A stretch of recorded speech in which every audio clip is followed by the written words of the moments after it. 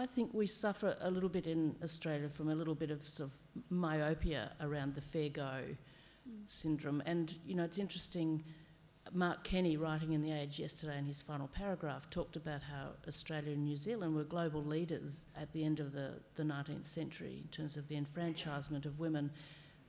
But a lot of things have moved at glacial speed in this country.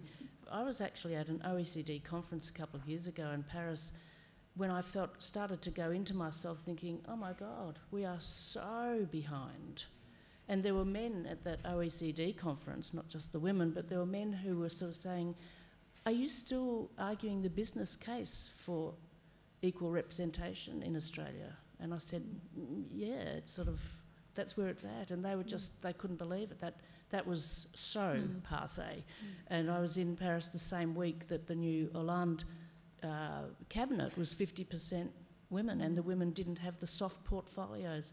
And the fact that we've just had to struggle to even get a halfway decent parental leave scheme up, and then to have the concept of parental leave trashed in the last couple of years by Tony Abbott and others. And childcare is so expensive now. It's more expensive than it's ever been. And making, you know, dividing women and men against one another on the question of parental leave. And so, you know, we think we're great in a whole lot of ways in this country, but in fact, in terms of real and vibrant achievements in terms of gender equity, we're trailing. Yeah. You know, we are one of the few countries in the world now which has no gender aspiration in our constitution.